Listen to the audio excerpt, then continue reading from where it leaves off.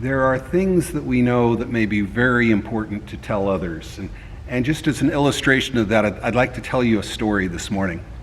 That in New York City, there was St. John's Church sitting on a street corner, and the rest of their block was for sale.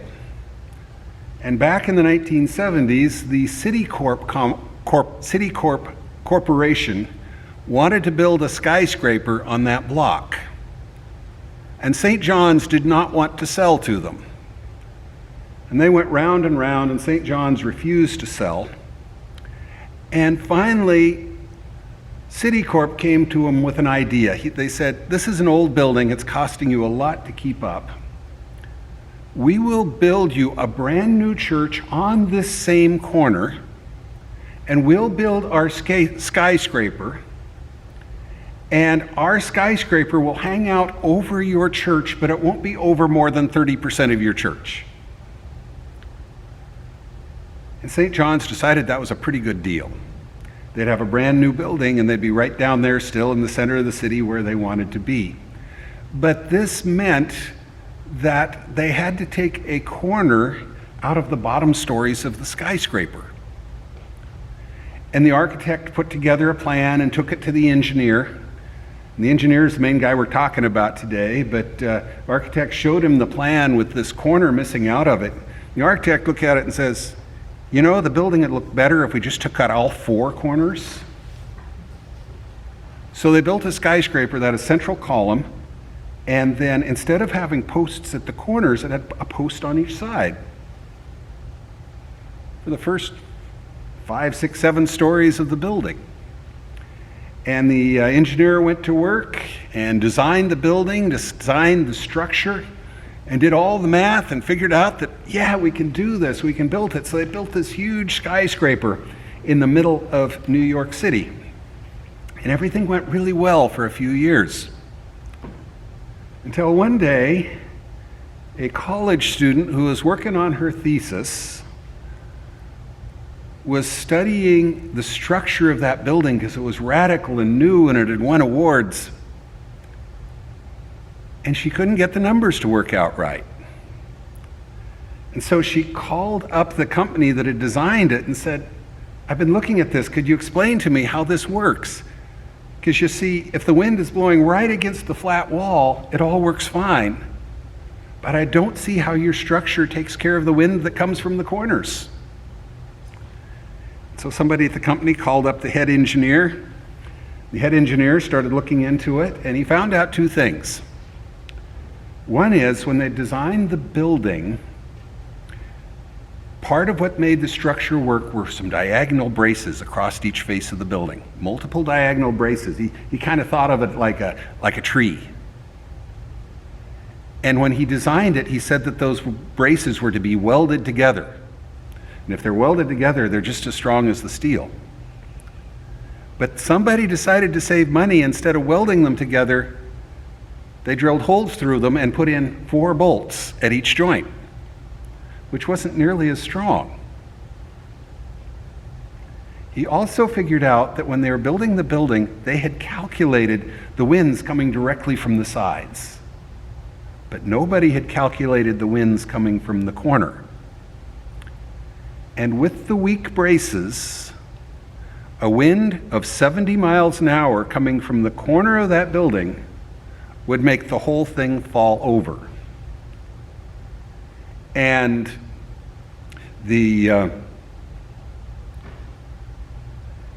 it fell over, it would hit other buildings. And New York City gets hurricanes.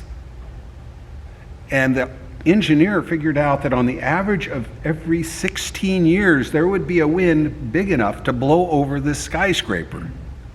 And if that happened while people were in it and around it, there would be thousands of people killed.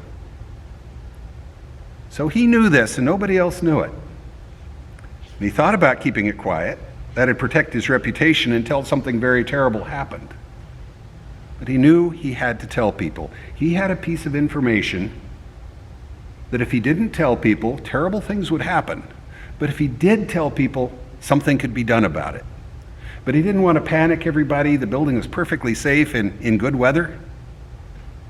So he told the owners of the building, he told the insurance company, he told just a few key people in the city. And he told the Red Cross. And the city and the Red Cross started working on plans for evacuation for a 10-block area if there was a hurricane. But he also had told the head of the welders union what was going on, and they gathered an army of welders. And the welders went in there at night, and they'd go into a part of the building, they'd take off the inner part of the wall, they'd get to where those braces were, and they welded on strips of metal onto those braces to make them stronger again. And the project was going to take about 3 months to get done. 2 months into it, there was a hurricane headed for New York City. They contacted the city, they contacted the Red Cross. They were all ready to do the evacuation, and the hurricane turned off and went to the north and did not come into the city. So they had another month. They finished up the project. The building was safe and sound, and they didn't tell anybody else about it for another 20 years.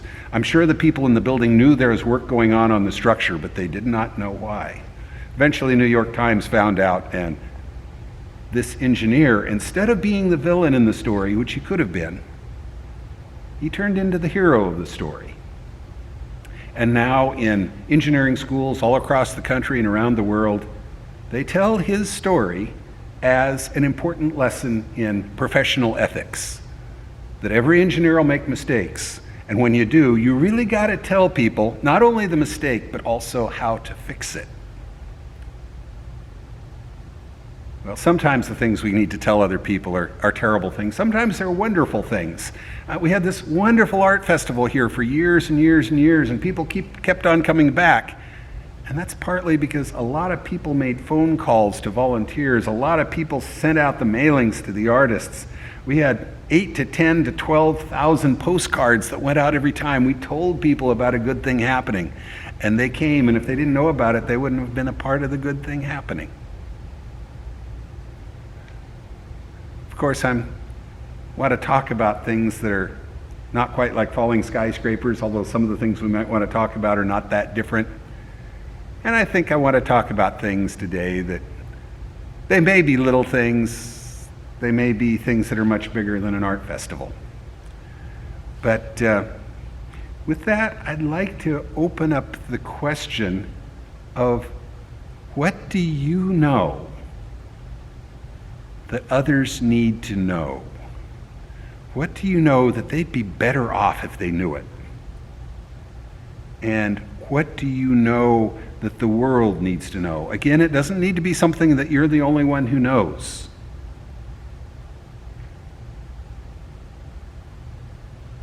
It may be something that a lot of people know, but we don't tell each other that we know. It may be something that a lot of us know and we pretend we don't because it's really inconvenient to do what we need to do. If we admitted we knew it. It may be something we're shy to know. There's a song that's been out on the radio lately by Sarah Bareilles, and I thought about learning it, but I didn't quite figure out how to play the whole thing. But I want to read to you just the words of the chorus, which are, "Say what you want to say and let the words fall out. Honestly, I want to see you be brave with what you want to say and let the words fall out. Honestly, I want to see you be brave. Show me you're brave." And with that, I have enough cord on this microphone over here, and I know we can probably hear each other without it, but I'll pass it around as sort of a talking stick. I do have a couple of responses from people who are not able to be here today, and I'll share those eventually. But with that,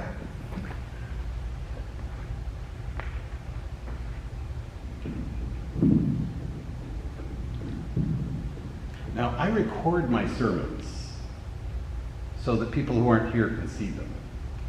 And I just want to admit that the camera is still on. It's not pointed at you.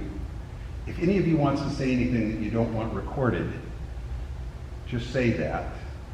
If you say something wrong, you might want to say it again so I can edit out the mistake.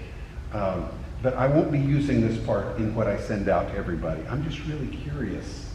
I think what's going to be said today may be worth writing down somewhere and remembering. So, with that said, would anybody like to speak?